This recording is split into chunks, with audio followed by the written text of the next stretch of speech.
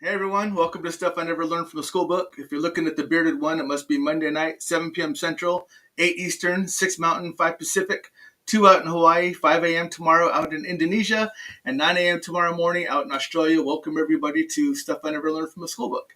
Again, my name is Tom Springer. I'm the host of the show. If this is your first time coming on, welcome. I hope you have a good time on the show. Feel free to ask questions, make comments, do whatever you want to do.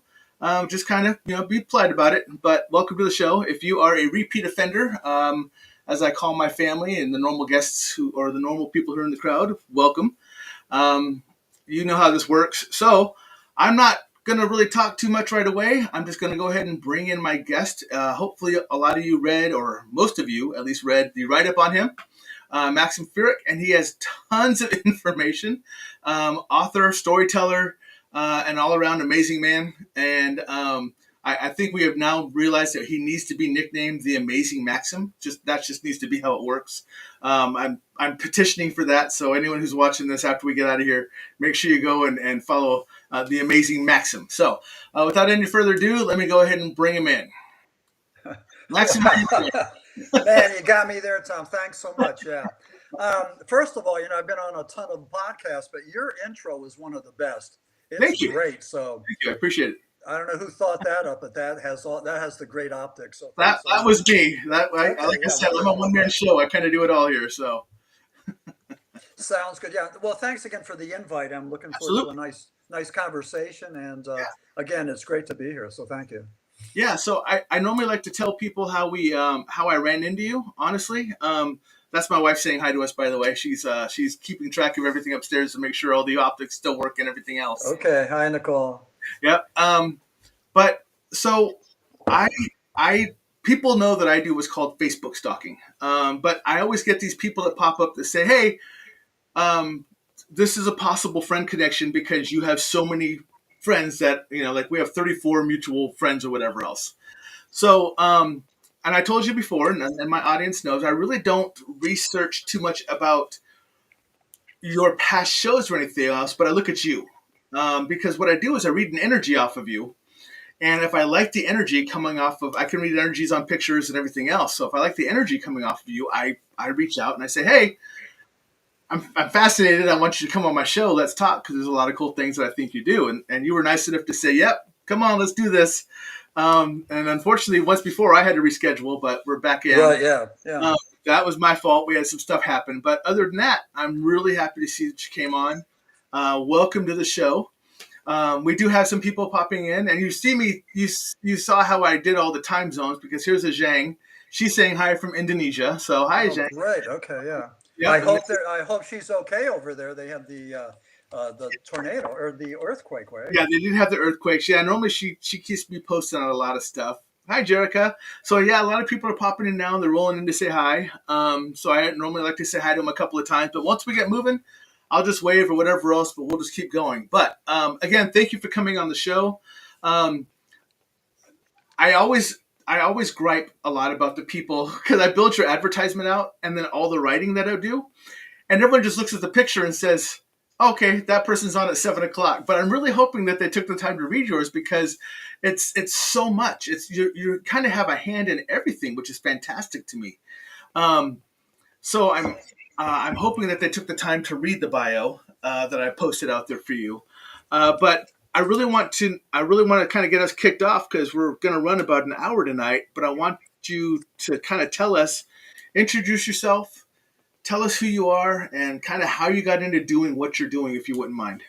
Yeah, not at all. Yeah, I'm Maxim Furek. Um, I call myself a paranormal author, and I started off as a psychologist and rock journalist. I loved rock and roll, still do. I wrote a couple of books about rock and looking through music through a sociological lens, just trying to make sense of it. Why do we like it? What's it do for us? All that stuff. Right. A cultural thing. I mean, every generation has their own musicians that we relate. My beginning.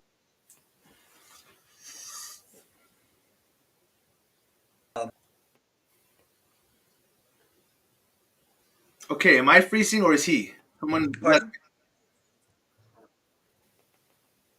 Sorry, you're having a freeze, and I don't know if it's me or if it's you. So I'm trying to see if I can get someone to respond to let us know who's freezing. Okay, okay, very good. I don't know. I mean, Now, oh, they said you were for a second, but now I got you back, so we're good. okay, good. Okay. So, but anyway, I worked in addictions, and I think a lot of us, I think everybody out there is dealing either with, with families, either with addiction, cancer, or mental illness. That's the big three. So my thing that my profession was dealing with addictions, and those people that get into recovery is just like an amazing, powerful thing. The spirit is such an amazing thing. Right. Not everybody does it, but I think it fits in with your program, because I would ask people in recovery, people that had been doing heroin for years and years and years, or alcoholics, how did you stop? And you would think on a common sense level that people would hit bottom, bad things would happen, and then they would stop. But it doesn't work that way. You're doing your drug, and Yeah. so what if your wife or girlfriend leaves you? Or so what if you're not paying the phone bill? Or so what if you lose your car? You can still do the drug.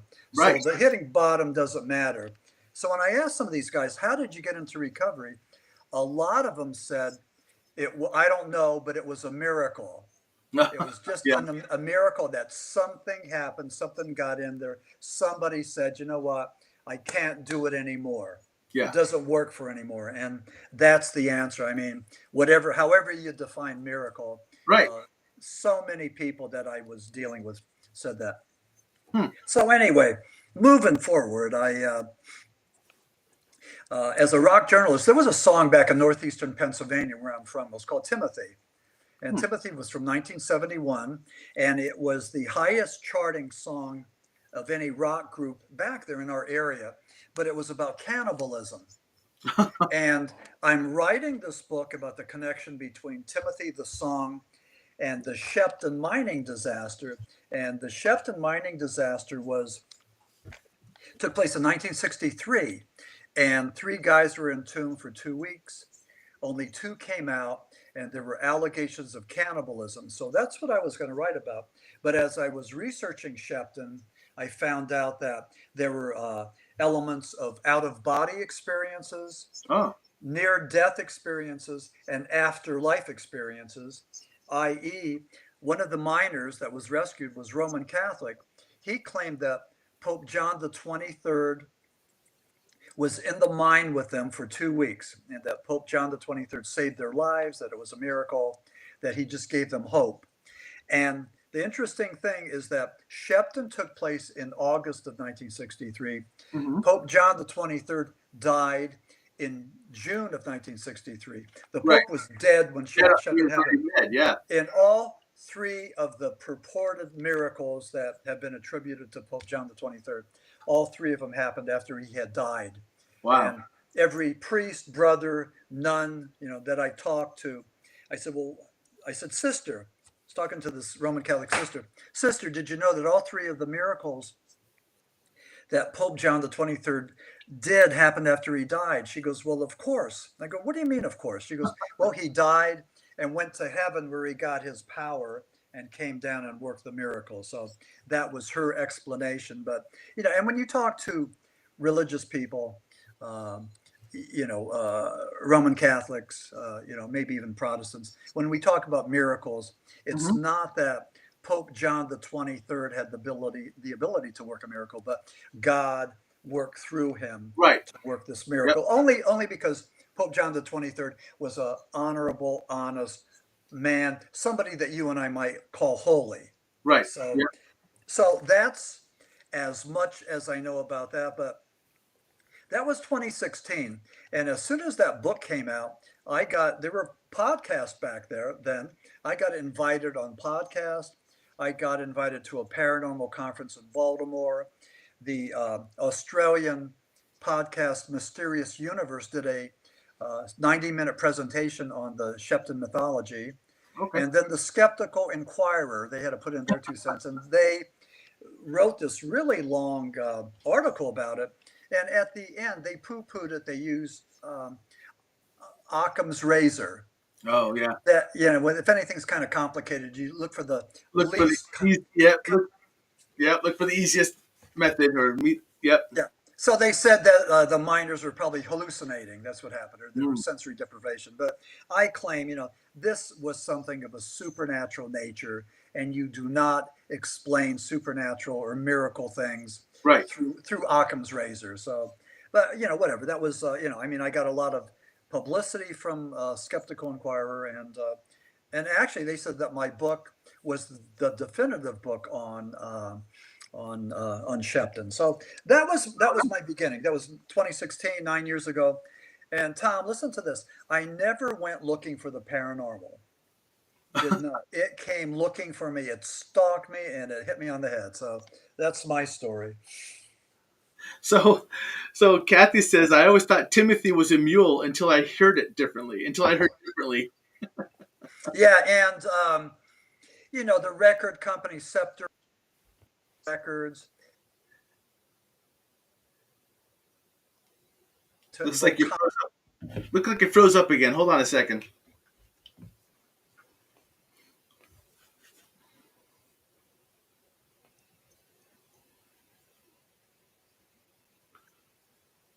All right. Looks like I'm getting you back now. For some reason, we have a little glitch that freezes you up for a couple of seconds, and then it Oh, comes. okay. Huh. So, but yep.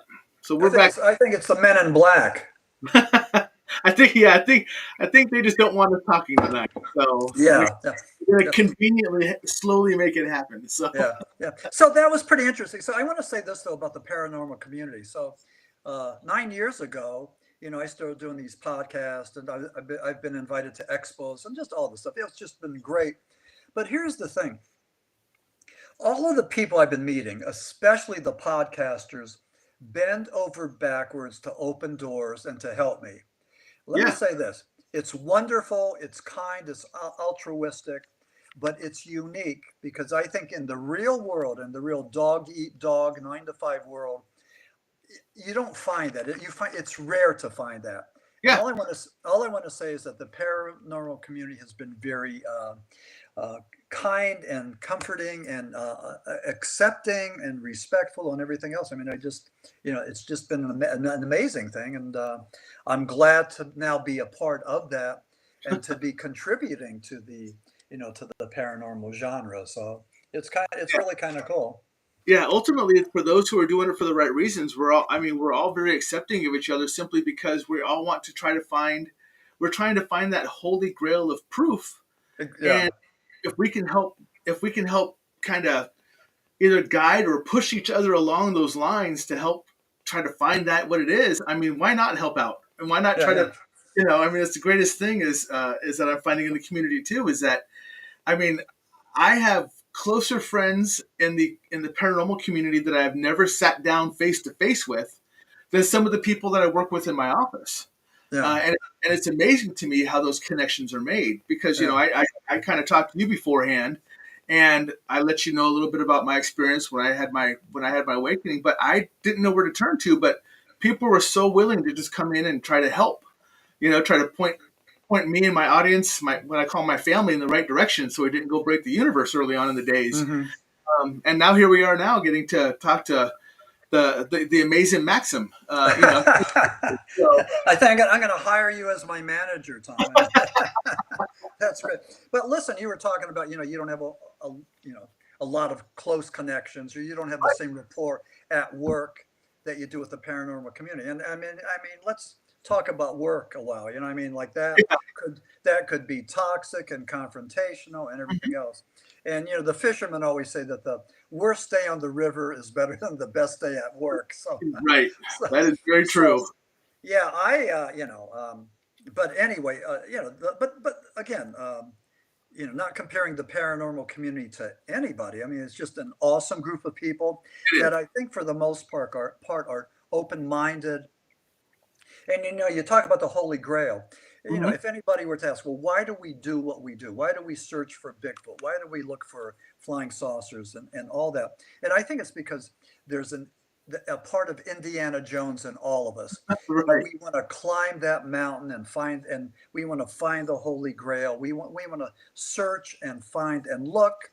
And in my book, The Lost Tribes of Bigfoot, I dedicated my book to these guys. It was the four horsemen of the Sasquatchery: Peter Byrne, John Green, Grover Krantz, and Rene DeHinden.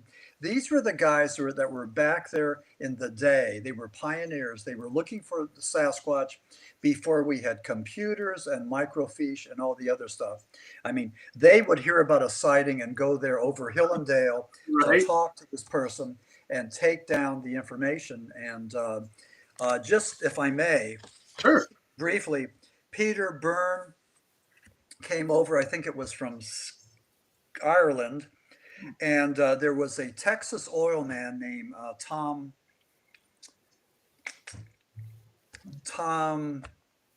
I want to say Slick, but God, this is good.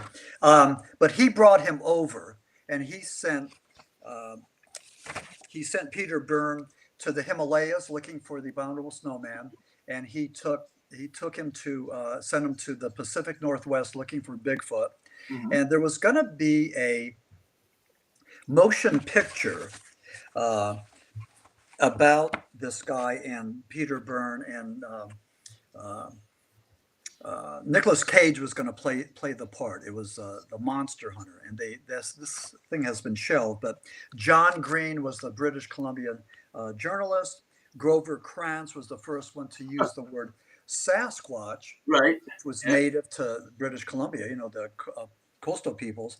And then Rene DeHinden was in there and very much involved in all of this. So in 5 minutes, I'm going to remember Tom whatever. And but anyway, I hate it when I get either dyslexic or I forget some words. But anyway, those guys were the pioneers. Right. And I think that we need to tip our hats to them for what they did. And during a day when there wasn't a whole lot of interest in Bigfoot and Sasquatch, but there was with these guys, and so they did a lot for our craft. Yeah. So we talked. So we kind of touched very briefly on the first couple things you did, but what was the first, like after the 2016? What was like the first book you decided to write at that point? Yeah, I wrote after Shepton. I wrote Coleridge Hoodoo, and that was published by Beyond the Fray from San Diego. But Coleridge Hoodoo really took off well. I had met Ed and Lorraine Warren, and Okay. if you're familiar with The Conjuring, I had met them. I take it you are, right? I actually had I've actually had Andrea Perrin on here, and I was just with Joe Frankie at Okay. a conference down at Orlando MegaCon about a month ago. So Okay. yep. Oh, in Orlando, Florida. Yeah. Okay, Yeah. cool. Yeah, okay, yeah. I'm real close to that. I'm in Citrus County, yeah. Hmm. Well, anyway, here's Ed and Lorraine Warren, Mm-hmm. and that's a picture I took of them in 1988. Nice. They were on a 15-city book tour to promote The Haunted, and they were some of the people trying to cleanse the Schmurl haunting in northeastern Pennsylvania, in West Pittston. And they were there. They co-wrote the book, and I had a chance to hang out with them, talk to them, take their pictures. And then over the years, I kept in touch with Ed and Lorraine, and I would call Ed and ask him how he did battle with these demons. Right. And Ed, and I put it in Coleridge Hoodoo. I documented that, but Ed Warren, he was who was a Roman Catholic, would invoke the spirit of Jesus Christ, Saint Michael the Archangel, and Padre Pio. He would use holy water and the crucifix, and he would go and do battle with these demons. And pretty interesting guy, I thought. But I kept in touch with him over the years and kept in correspondence with them. And then, they passed away. But Right. they were very nice people. They were very nice to me. They, held my hand and walked me through a lot of the stuff. And there was none of that elitism or condescension, any of that. I mean, to me, they treated me really good. So I Right. know they're controversial. But I mean, who in the paranormal realm isn't controversial? Right. And you either believe or you don't. Or let me say it another way. I talk about the universal law of 90. 30% are going to be believers, 30% are going to be haters, they're not going to believe it, and 30% are on the bias, they're on the fence. So you Mhm. have maybe at best 60% of the people that are going to say, yes, this is true, But there's always going to be the boo birds, the little assassins out there that for whatever reason, no, even, I mean, it's true, whatever reason, they're Absolutely. not they're not going to like you. They don't like the way you sound, you look, your accomplishments, anything. And that's just the way of the world, unfortunately. But Ed and Lorraine Warren were good people, and I all the Conjuring movies were based on their career. Something like 9 motion pictures Hmm. worth $2.1 billion, Right. which is a lot of money. Right. So, Yep. most successful horror franchise in history. Yeah, and when you talk to Andrea, she does not like those movies. So very interesting to take her side or to get her insight on it. She likes the first one. She does like the first one, but she says Yeah, after that they kind of ran on their own wheels and didn't really follow any storyline at all. yeah, And so it's kind of interesting to talk to her about how that goes. But and it was so interesting because I know about The Conjuring, I know the history behind it, but it was very interesting to have her on my show and to tell her I've never seen the movie. oh, And okay, she was like, "Really?" And I said, "Yeah." And when I would talk to her on the phone, I go, in all honesty, I don't know who you are." And then all of a sudden, we became really good friends, and so now we still chat all the time. But she kind of gave me a lot of the backstories about Ed and Lorraine as well. And then Joe Frankie, who worked with them since he was very young, basically out of high school, and he grew up learning from them. He gave me great stories about them too, and it falls in what you said. They were really nice people. They were really yeah, great. This is what they did, and hmm, this is how they worked. And to there's no reason to doubt what they're saying, but there's always going to be doubters. Uh, exactly, yeah, yeah, and there's just you're not going to please all the people all the time. So that's just and that's kind of how they ran with it too. So it's nice to hear you say the same thing that pretty much Joe and Andrea say as well. Is that they're yeah, really nice people. They did really care. They do really they help people along the way who ask questions because some people don't want to hear that. They want to make them into the villains, and they're just not villains hmm, uh, to the people who knew them. So hmm. Yeah, it's yeah, again, it's the way of the world, and there's a lot of cranky people out there. But so anyway, so yeah. you So So you're identified as I just want to say because you even have it on your name tag right there. You say paranormal author, and I have a question for you. yeah. Um, did you come across paranormal experience first or Bigfoot experience first? Which one kind of because Well, I know you talked about I know you well, talked. well. I'll tell you what. I've seen flying saucers. Okay. I've seen many flying saucers, and I'm a Vietnam veteran. I was a radarman aboard the USS Constellation. It was Yep. an aircraft carrier, an attack carrier, and me and my mates saw countless UFOs. They were faster and more maneuverable than anything we had or the Soviets had. Um, they zigzagged. They did crazy things. We would write them down in the logbook, the Yeah. range and bearing, Yeah. and we were told to keep our mouths shut.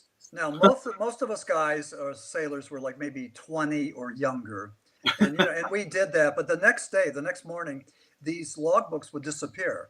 So they Mm. would have fresh logbooks. But a lot of times during my off time, when I would go and look at the logbooks that were there, and there would be just a number of UFO sightings. They were frequent. They were it happened all the time.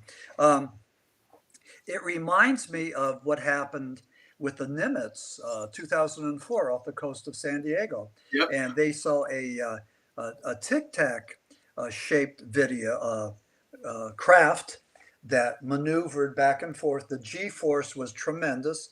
A human being, they believe, couldn't withstand that. They Yeah. Saying that. Yeah. they tried to keep up with it and they couldn't. But this thing hovered and then went underwater. And what's interesting is that the Pentagon that changed the terminology from UFO to Right. UAP, UAP.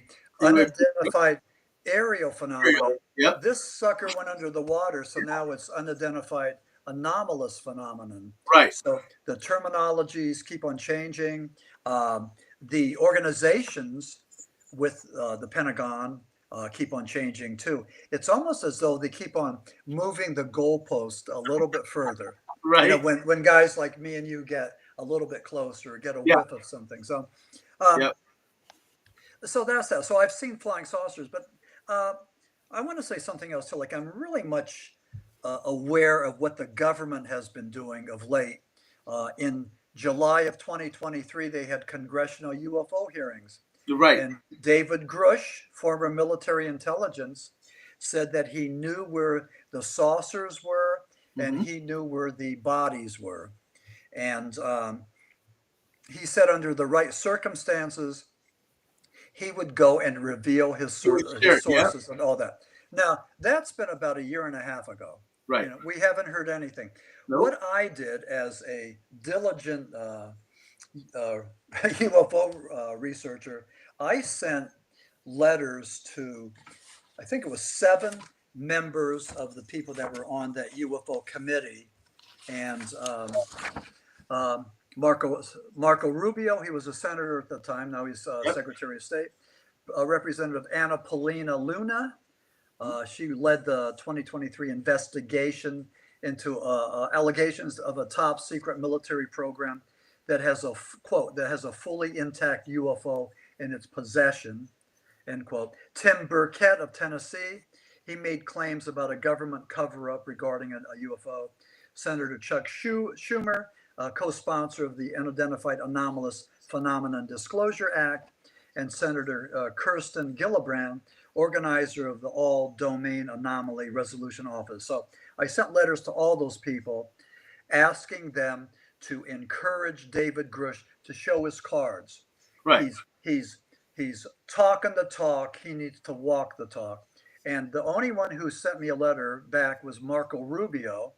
And I was ready to send him another letter. I was getting ready to have this nice correspondence. And then, of course, he got promoted to Secretary of State. So he's out of the UFO business. But but anyway, that was, an interesting thing. I'm going to continue to go and send letters to my representatives. But I want to say this to your listeners out there. You know, if you're looking for full disclosure, if you're looking for transparency from the government, you know, especially about UFOs, write letters to your representatives and tell them that you're demanding to know what they know. And again, like a good example is David Grush from 2023. Another one they had in November of 2024, they had another UFO hearing and they brought in that Luis Elizondo.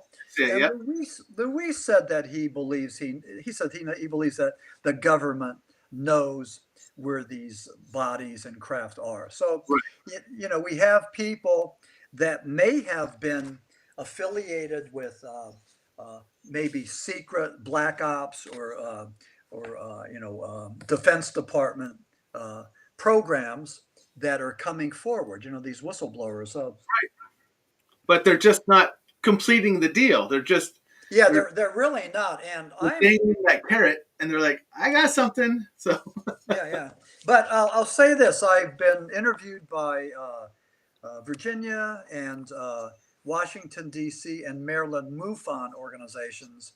And I believe, now they don't want this to be public disclosure, but I believe that from what I've heard that MUFON is working behind the scenes to encourage some of this disclosure. So they're not taking credit for it. There's no fanfare, there's no publicity, but I believe they're working behind the scenes, talking to their congressmen and, making some things happen. And certainly, I mean, the people I talked to were Virginia, Maryland, and Washington, D.C., and that's the right area. So they probably know these people personally. And, I'm hoping that something happens. But again, let me just reiterate for your listeners out there, if you have any interest in this, then, write letters to your congressman. Let them know that you're looking for answers. I mean, it's their job to, to fess up to the American people. They work for us. Yep. So I did want to share with you pretty interesting out here in Nebraska, because this is one of the states you said you haven't come across yet is Nebraska. Yeah. Out, out here in Nebraska, we have a woman. Her name is Christy Peterson, and she is an abductee. And Okay. she talks about how she actually is a hybrid mom, to where she is actually has a child with an alien, and she is has been brought up as one of the foremost knowledgeable folks that is in contact, and they call her out to NASA all the time to talk with her. Oh, wow. Okay. Okay. So she's out here too, so that's something else. And If you, she's a contactee, right? yeah, she's a Yeah. yes, ever since she was little, Yeah. and Yeah. she has Yeah. been numerous times. Yeah. I'll tell you, I'm really fascinated by the abduction thing. In The Lost Tribes of Bigfoot, I have a chapter there on Albert Ostman. Yeah. And back in 1924, Ostman, he was I think he was a Swedish Canadian trapper hunter, and somebody was messing around with his campsite, stealing things, mucking it up, and all that. So Ostman hid in his sleeping bag with a rifle, and he was going to jump out and shoot the bad guy. Well, what happens was I guess he fell asleep, and he felt himself being carried, for miles and miles. And they dropped him down in this valley. And here it was a family, a Sasquatch family, mother, father, daughter, son. Hmm. And they were, first of all, they were very friendly but curious. The female Sasquatch was feeding Osman sweetgrass, Mm. and everything was kind of good. But he got this feeling in his head that they were going to use him for procreation. So he Yeah. freaks out, and he makes a plan to get out, to escape. So he had chewing tobacco. So what he did was he enticed the father Sasquatch to try some of this, and he did, and he got sick. And while he was getting sick, Osman took off. Now here's the thing: Albert Osman didn't say anything. This was 1924, Okay. but all of a sudden, there started to be articles in the local papers, in the British Columbian papers, about Sasquatch sightings and all that. So Osmond reached out to John Green, one of the original horsemen of Sasquatchery, Right. and he uh, took his story. And John Green believed that what Osmond's saying was true. He talked about the Sasquatch family, how they behaved, how they looked, how they interacted. He did not describe any kind of a smell, Mm. Okay. which most people talk about as a Right. Sasquatch smell. But then a lot of people believe that Sasquatch uses the smell either to scare people away or to attract them, or just to shut it off and not do anything. So, in his case, they weren't trying to repel him or scare him, so they didn't smell like a wet dog or or rotten eggs or anything like that. Right. But the interesting thing, that was 1924. That was, as far as I know, the only Bigfoot abduction case I'm aware of. Right. Fast forward to 1963, Betty and Barney Hill traveling the White Mountains of New Hampshire, and they had some lost time, missing time, Right. and they didn't know what was going on. They went to see a psychiatrist from Boston, and he hypnotized them, and he thought that they told him that they were abducted and probed. So the thing that happened with Betty and Barney Hill, it just started a cascade of similar abduction sightings. Right. So there's a lot of people that are talking about being abducted. You had people like John Mack from Harvard, Right. Whitney Strieber, a lot of people that added to the literature that talked about this. And, UFO abductions are commonplace, Bigfoot abductions, not so much. So, Right. whatever that is, I find that of interest, but,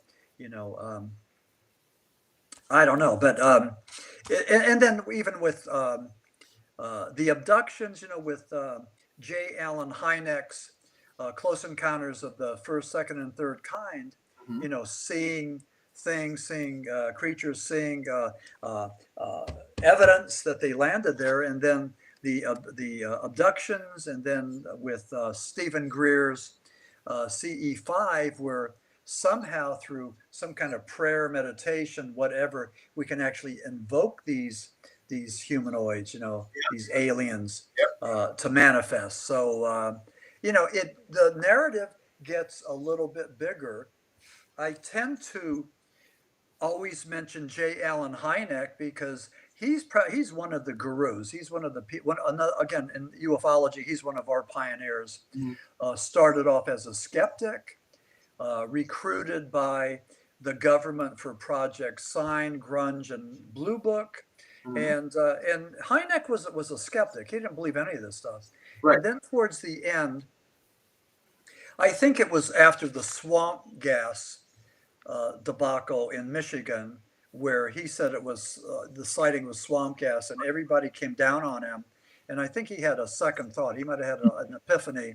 But Hynek said this. He said that him and the scientific community were being disrespectful to these people the witnesses, people that had seen UFOs or purported orbs, and he said that they immediately would discount these things, saying that it was hallucinations, that the witness was being needy, was neurotic, it was swamp gas, it was marsh gas, it was a reflection from Venus, it was ducks, whatever, it Right. was anything and everything but a UFO. And Hynek, towards the end, said, "Wait a second, we have to be more respectful of these witnesses and take their account. Where Right. were you? What did you see, etc., and use the scientific method."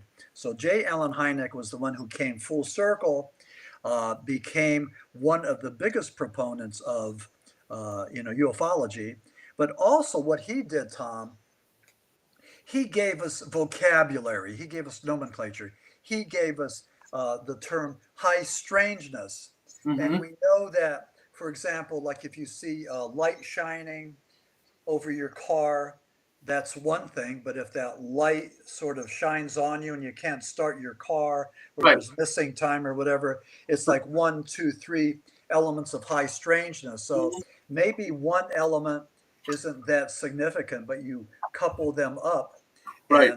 and they become a lot more significant. And it's sort of like with Bigfoot sightings, these people that are looking for Sasquatch, you have eyewitnesses, you have people hearing the wood knocks, Right. the smell, the How? structures, Yeah. The structures, the howls, all of it. Yeah. The and hoop. probably the most important, the footprints.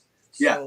So again, those are all levels, elements of high strangeness. Put them together, and they're significant.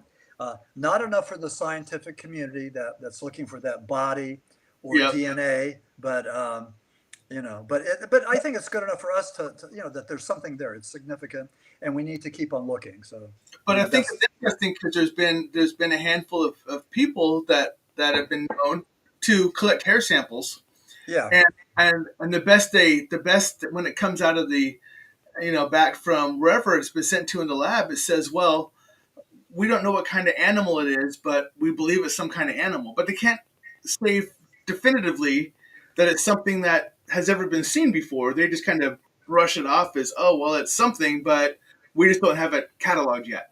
yeah, yeah, Or those lines. So I'm like, well, I mean, that even gives you another step of that high strangeness. Well, all of a sudden, we're discovering stuff that doesn't exist already in the catalogs of all the different hair samples that have been taken, but we already know all the animals that live in that area.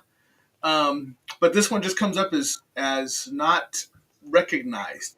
So so there's some of that as well. And I had a past guest on, and it's very interesting because she's actually had both sections happen to her. She's a Bigfoot hunter, and she has also been traveling back from a Bigfoot investigation and has lost a space of time. All in oh, the, okay, all in the same movement. So she's like, I don't know what happened, but I lost about 45 to 50 minutes. And she goes, we were just coming down a hillside, and that hillside normally takes us about an hour, hour and a half to drive down. And all of a sudden, for us, we were down in like 10 minutes.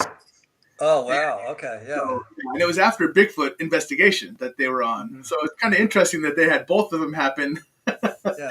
you I'll know, tell you what, for people that think there's nothing new in the world, in January of this year, these oceanographers were up there in Antarctica, hmm and a 19-mile chunk of iceberg broke. calved. It fell Yep, off.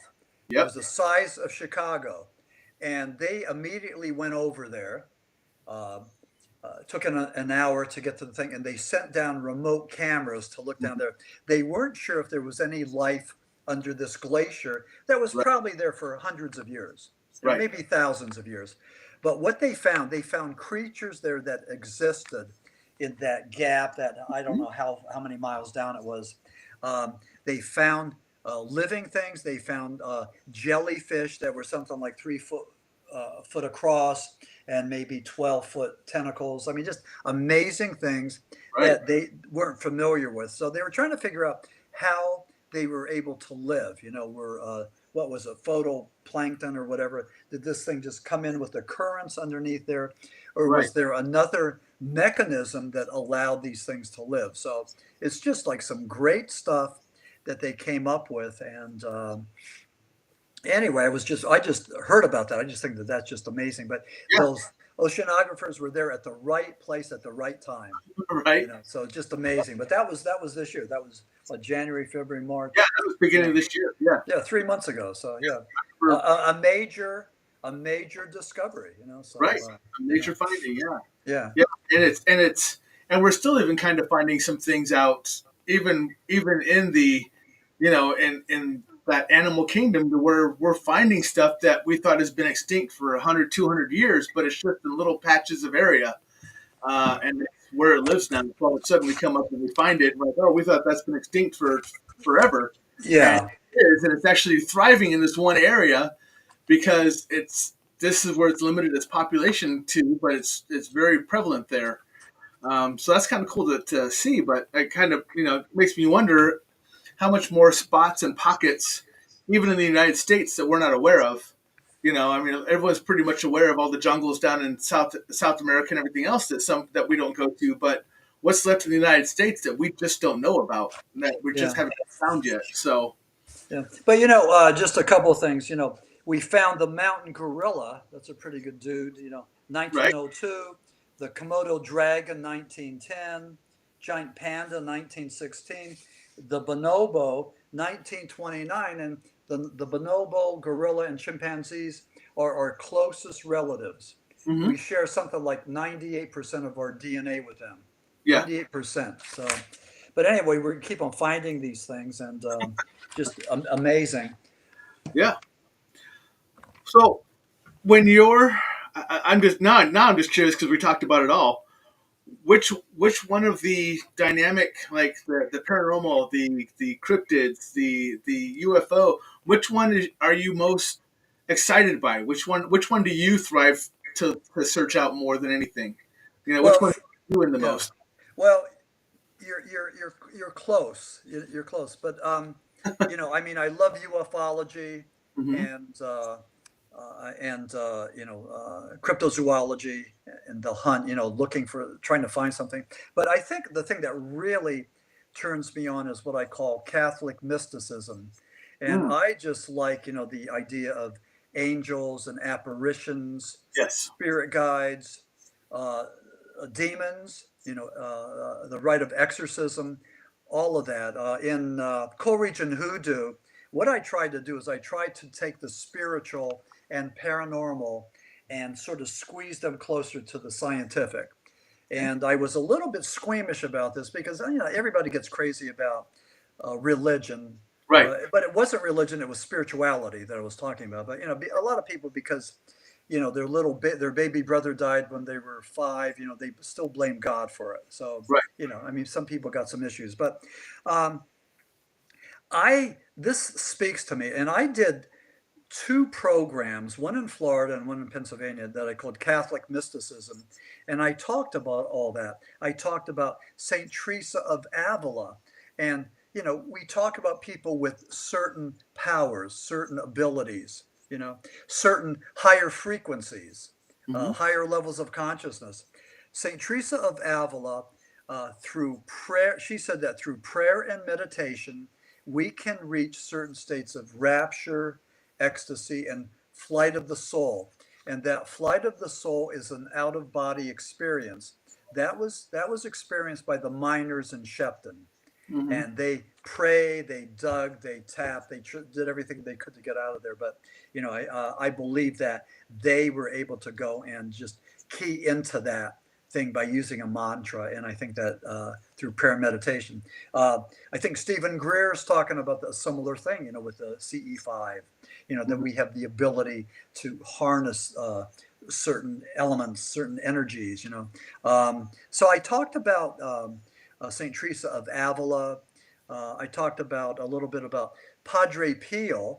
And again, this stuff really just speaks to me. But listen to this. There's a guy named Padre Pio, and his Mm-hmm. claim to fame was he had stigmata. His wrist bled just Right. like Jesus, Yep. just like Jesus. Yep. This is in Italy. So the local priests and bishops, they didn't buy this. They thought he was a con man, a con artist. So what they did was they wrapped Mm-hmm. his wrist with bandages Yep. for 6 7 days. So they're just going to see what happens. So after the sixth day, they take him off, and they're looking to see scabs. They're looking to see that Padre Pio's just like me and you, that he's Yep. going to heal and scab over. Well, he's still bleeding, just bleeding, and so he still had that stigmata. People were coming from all over to see this bleeding priest, to have him hear their confessions. So there's thousands and thousands of people that are coming to his church in Italy. The Vatican doesn't know what to do. It's like a carnival. They don't have any control of it.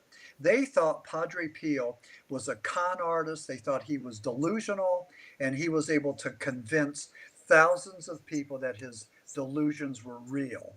Mm-hmm. And he, even while he was living, he had to put up with all that criticism. He suffered that stigmata. The other thing that Padre Pio experienced, and first of all, a couple of things, getting back to St. Teresa of Avila, she levitated, and there's numerous documentations of her being able to levitate, of the nuns holding her down, much like the fakers over in India, not the phony fakers, but Yeah. the Yep. holy men.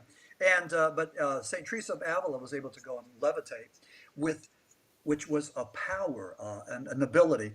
With Padre Pio, he had the ability of bilocation, and that means that he's over here at the church gathering with hundreds of people. He's talking, they're talking to him, he's there, and then he's 100 miles away at this opera with all of his friends, his fellow clergy, and Hmm. they see him at both places at the same time. An example of bilocation. Now figure that out and tell me that some of this stuff isn't so gripping Yeah. and fantastic as ufology or anything else. Yeah. So I put together two programs, Catholic mysticism, one in Florida and one in Pennsylvania. I had over 100 people show up both times. Hmm. There's a hunger for this Yeah. because the Catholic Church doesn't want to talk about things like stigmata and demons and exorcists, even though every diocese has a And person who yep. knows the rite of exorcism, Yep. and that's what they do. I mean, I talked earlier about Pope John the 23rd. Mm-hmm. And again, there's what do you call that when everything's connected? The 12 unblocking, whatever it is, and when everything's just connected to something else. But uh, Pope John the 23rd, when he was canonized in 2014 by Mm-hmm. Pope Francis, and instead of just being one, Pope Francis changed things up, and he had a dual canonization. So Pope John the 23rd was the one who was canonized. The other one was Pope John Paul II. Get this, Pope John Paul II was an exorcist. he Mm-hmm. convened a school of exorcism. He invited something like priests from 130 some different countries to come there and learn the ancient medieval practice of exorcism. And the reason he did that was because he believed that the devil exists and evil exists. And he believed that a lot of us modern day people believe that talking about the devil is just something that the church used years ago to keep us afraid. If you don't go to church, the devil's gonna get you. One Yep. of those things. Yep. But anyway, so Pope John the 23rd and Pope John Paul II, the Exorcist, and just amazing, amazing stuff. And that just sort of came full circle with me when I found out that Pope John Paul II was an exorcist. I didn't know that, so that was just how some of my research opened it up. But again, Catholic mysticism, I just think it's like pretty fantastic. I know that Madonna, a Italian, French Canadian babe from Detroit, a Catholic girl, Mm-hmm. uh, she's practicing the Kabbalah. That's the Yep. ancient Jewish tradition of mysticism, and that's fine because I think all religions have that. Uh, but I had a lot of fun doing the research on Catholic mysticism, and if I ever get the time, I'd love to do a book about that because I really think there's such a real hunger for that because Catholics don't get this information because the Catholic Church doesn't talk about it. Right. And what it is, they're afraid that guys like me that are talking about Catholic mysticism are quacks, we're freaks, we're psycho, we're going to give the church a bad name. So, Right. yeah. Yeah. Yeah. Yeah. They think they need to keep it very controlled. Exactly. And again, but I think with Padre Pio, that was just amazing, Right. amazing that they didn't know what to do with this guy. They Right. didn't know what to do, and so just amazing stuff. But I read up about Padre Pio. It's an amazing dude. So Yeah. What's interesting is that I traveled all over the world numerous times with my old job, and we got to experience a lot of the different religions by a lot of the different countries. And I was lucky enough to actually be invited into an actual uh, voodoo ceremony to watch what they did, wow, and okay, very interesting to watch and how in depth their belief is that they can control a human or or whatever else just by what they do yeah, without having any contact. Now I am never going to say I don't believe, but we saw some stuff and I was like, well, that's just crazy. I mean, that's I don't want to say unbelievable because I believed it by just watching what happened yeah, and, yeah, and how enthralled the people were and how they acted by being a part of the ceremony and everything else. And how basically, I mean, if you're talking about religion, it's almost like a Holy Spirit overtook them, hmm stuff like that. And some of the stuff they were able to do in that state, almost a catatonic state, was incredible. What they were able to do, and we almost, I don't know what we saw, but at one point during it, we actually were under the belief that we actually saw a zombie that had returned. And wow, very interesting because he wouldn't talk, very lethargic, very slow, um, but he had kind of the gray eyes. hmm It was very interesting to watch this. And people had said that he had been dead and buried for a week, and all of a sudden now he's walking amongst a village. hmm Um, and they think that that was a form of voodoo that brought him back because the loved one missed him so much. They asked and went to the priestess to bring him back. oh wow, yeah, So yeah, so it's very interesting to see how some of these, and it's enthralling to me to see, because if something like that happens in a Catholic setting, that's going to be a miracle that you brought someone back to life. I mean oh, that's the story of Jesus coming out of his tomb right there.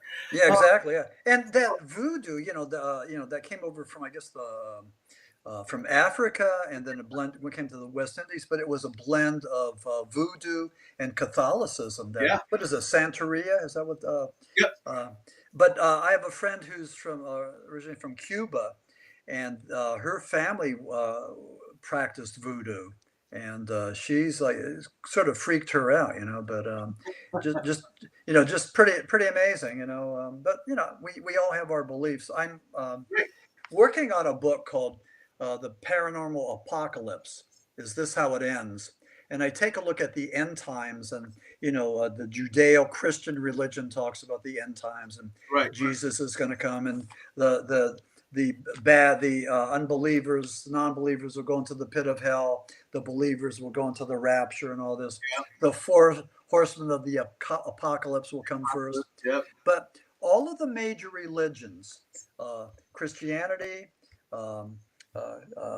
Hinduism, Buddhism, and Islam, they all believe in end times. And end of time. Yep. Yeah. Yep. Buddhism, not so much. Buddhism's more gentle. They don't believe so much in the suffering, but Right. it's amazing that the other religions do. And with here in America, there's some of these ministers that use the apocalypse as a means of control, of scaring people and keeping them in their in their corner, in their pocket. So we've had people like Jim Jones and David Koresh, and Right. even Charles Manson, Yep. who quoted scripture, and all these guys are very skillful in making a speech, and all the rest. And Jim Jones was just like, I mean, he had it all. He was Yeah. a good looking dude with the shades, and all of these people said that the end was coming. And and with Jim Jones, they went over to Guyana, and it was horrible in 1978. What was it, like maybe 900 people drank the Kool-Aid. Kool-Aid. Yeah. They Yep. they died. I mean, just amazing. But it was a horrible place. And Jim Jones, I have a chapter about him in my book that's coming out, Paranormal Apocalypse. But he was a monster. He was a really, really bad person that hurt a lot of people, and and again, he thought he was the new Messiah. Yeah. And so there's a lot of these. David Koresh said the same thing, but there's a lot of these people that just think that they're they're the deity. They think there is. I did want to say, if any of your listeners subscribe to Fate magazine or Paranormal Underground, I'm featured in the current issue of Fate magazine. There's an article on Chestnut Ridge, which is the infamous area out in western Pennsylvania where they see the most UFO and Bigfoot sightings. And we're talking about Bigfoot and UFOs together. Oh, okay. Mano y mano. So so that's in the issue of Fate magazine. And then Paranormal Underground, and if you Google that, you could get a free subscription to that. But I have an article there on Gigantopithecus, which is one of the possible missing links to Bigfoot. So anyway, those are my advertisements for today. Yeah. So I was going to say, because we're kind of getting to the end of the hour, but I want you, I want to give you every opportunity, because we talked about your books, and I'd like you to let people know what your books are, how they can find them, where if they could just go online and purchase them. Is it something they can listen to on Audible? Have you put them in audio format or anything else? If you do me a favor and take the next few minutes just to kind of let us know what your books are.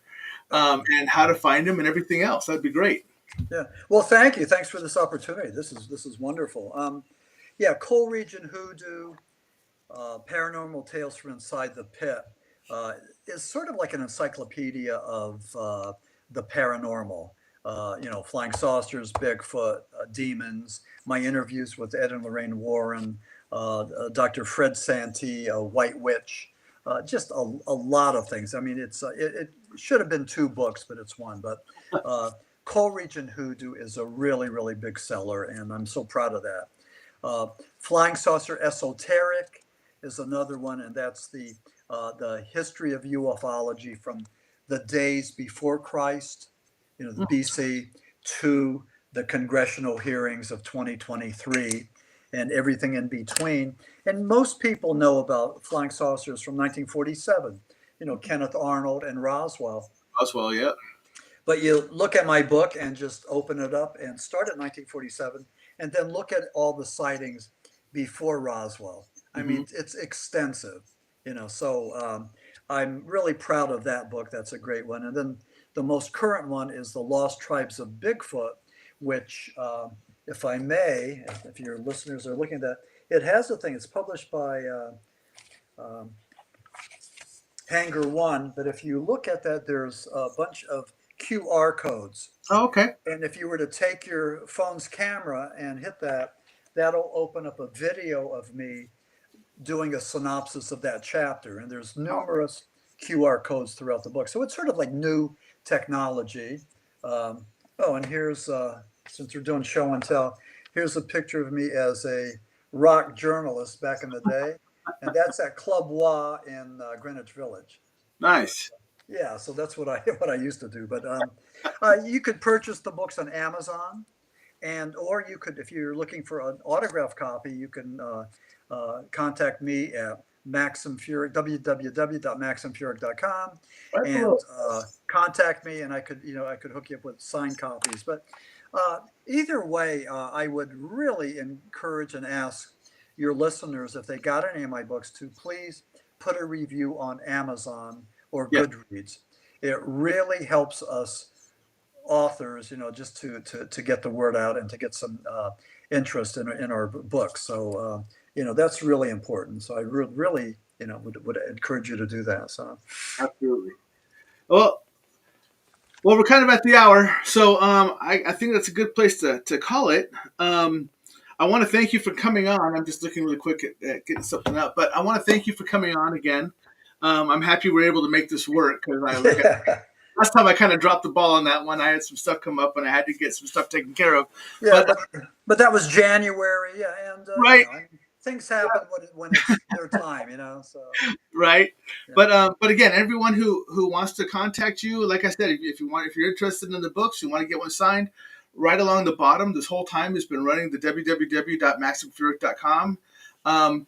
He has been gracious to let us put a phone number on there. You might even be able to text him if he's willing to let that happen. But no phone calls and delivering pizzas or anything else, please. Be kind with the number. But again, I found this very fascinating, and I'm very happy that I was able to get you on. If you don't mind, I'm going to put you backstage for a little bit so I can shut it down. I want to come back and talk to you really quick, because I do have a question for you. And I'll be right back. But everyone, please say good night. Please say thank you to Maxim for coming on. Thank you very much. I'm already getting comments saying very interesting topics. Thank you for coming on and everything. So I will be right back with you, Maxim. And other than that, I will see you in a second. So let's say good night. Night, Maxim. Okay. Thank you, everybody. Okay, peace. All right, everyone. That's our show. Let me see. I'm trying to see what I got next week. Patty Negri is coming on next week, April 7th. Very well-known psychic medium. She will be coming on the show. I tried having her on before, but we kind of got lost in the woods. She forgot she already has something booked at that time, but she just reached out to me today. So we are scheduled for a go for next Monday with Patty Negri. I will get an advertisement out for her soon. She is a wonderful soul. You'll absolutely love her to death. But other than that, let me run my stuff really quick, just so you have a quick understanding of where you can find all my stuff. At the bottom, stuff I never learned from a school book. Everything is basically listed as stuffIneverlearned.com. Facebook.com, Stuff I Never Learned. YouTube.com /@StuffINeverLearned. Twitch.tv/StuffINeverLearned. I'm actually at kick.com/StuffINeverLearned. And at Instagram is @StuffINeverLearned. Oh, there's Kick right there coming on. I did actually put it in.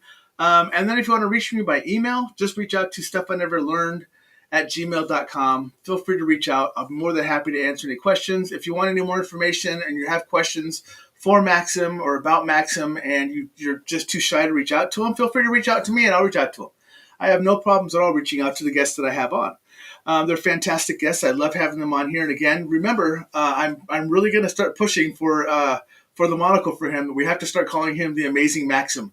So when y'all go out there and you start posting that, hey, I was on Stuff I Never Learned from a School Book, and they had on the Amazing Maxim, make sure you put that in there. It'll be fantastic. We're going to start running with that one. Other than that, have a great night. I will be back on, like I said, next Monday, 7 p.m. Much love. Stay safe. Take care of each other. Words are hard on a Monday night. Much love and bye.